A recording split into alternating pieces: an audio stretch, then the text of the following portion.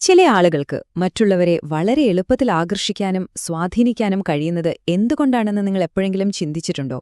ഇന്ന് നമ്മൾ ആ ഒരു രഹസ്യത്തിലേക്കാണ് ഇറങ്ങിച്ചെല്ലുന്നത്. യഥാർത്ഥ സ്വാധീനം എവിടെ നിന്നാണ് വരുന്നതെന്ന് നമുക്ക് ഒരുമിച്ച് കണ്ടെത്താം. അപ്പോ നമുക്കൊരു ചോദ്യത്തിൽ നിന്ന് തുടങ്ങാം. നിങ്ങൾക്കൊരു ഇരുമ്പാകണോ അതോ ഒരു കാന്തമാകണോ? ഈ ഒരു ചോയ്സ് ഒരുപക്ഷെ നമ്മുടെ ജീവിതത്തെ തന്നെ മാറ്റിമറിക്കാൻ ശേഷിയുള്ള ഒന്നാണ്. ഇവിടെ നോക്കൂ, രണ്ട് വഴികളാണ് മുന്നിലുള്ളത്. ഒന്ന് ഇരുമ്പിൻ്റെതാണ്. അത് വെറുതെ അവിടെ കിടക്കും. അതിനെ ആരെങ്കിലും വന്ന് തള്ളി നീക്കണം. എന്നാൽ കാന്തം അങ്ങനെയല്ലല്ലോ.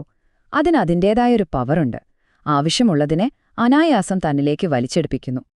സത്യം പറഞ്ഞാല് നമ്മളിൽ ഭൂരിഭാഗം പേരും ശ്രമിക്കുന്നത് ഈ ഇരുമ്പാകാനാണല്ലേ?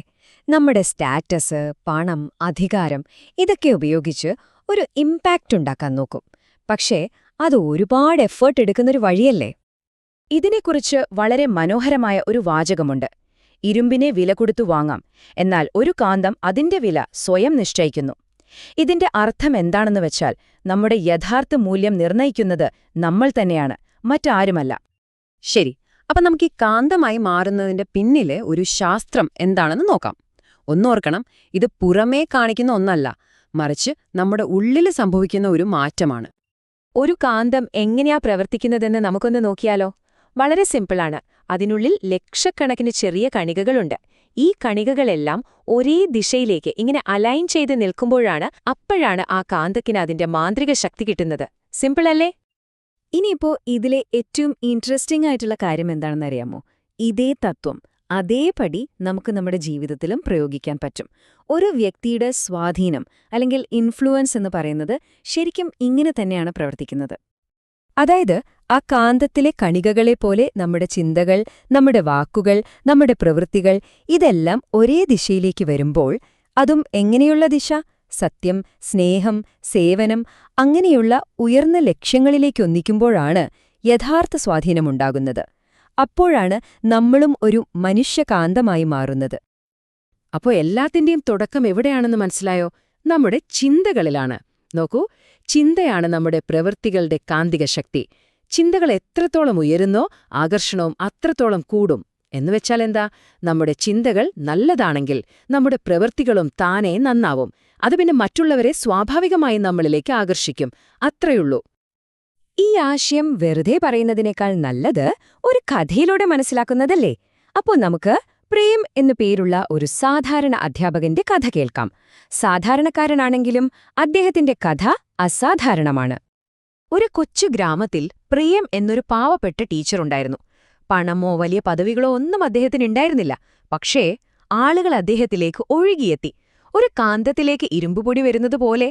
അതെങ്ങനെ സംഭവിച്ചു എന്നല്ലേ നിങ്ങൾ ആലോചിക്കുന്നത്? നമുക്ക് നോക്കാം. പണമോ സ്റ്റാറ്റസോ ഒന്നുമില്ലാതെ ഒരാൾക്ക് എങ്ങനെ ഇത്രയും വിലപ്പെട്ടവനാകാൻ പറ്റും? ഉത്തരം സിമ്പിളാണ്.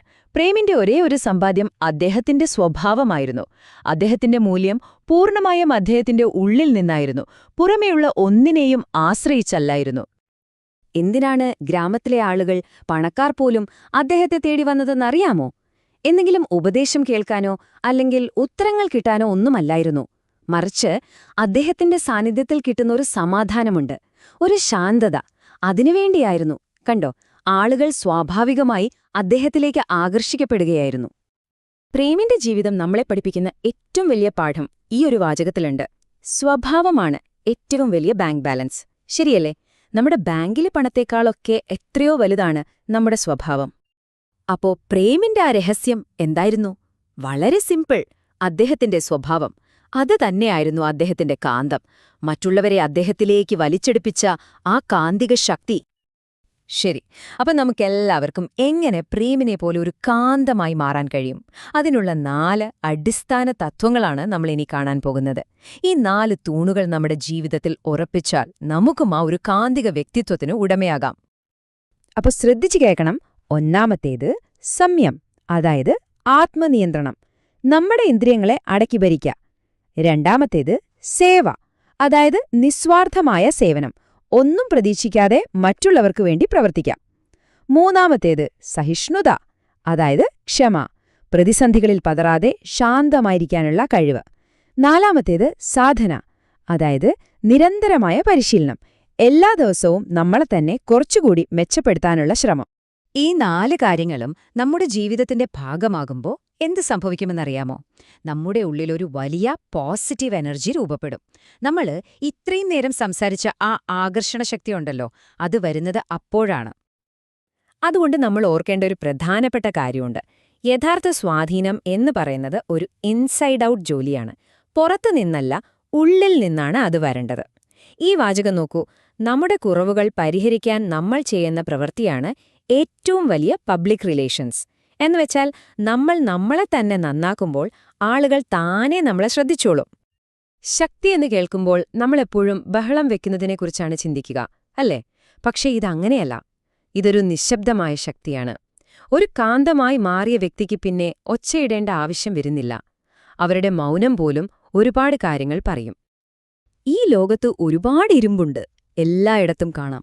പക്ഷെ കാന്തങ്ങൾ വളരെ കുറവാണ്. അപ്പൊ നിങ്ങൾ ഏത് ശക്തിയാകാനാണ് തീരുമാനിക്കുന്നത്? ഈ ഒരു ചോദ്യം നിങ്ങളുടെ ചിന്തകൾക്കായി വിട്ടുതരുന്നു.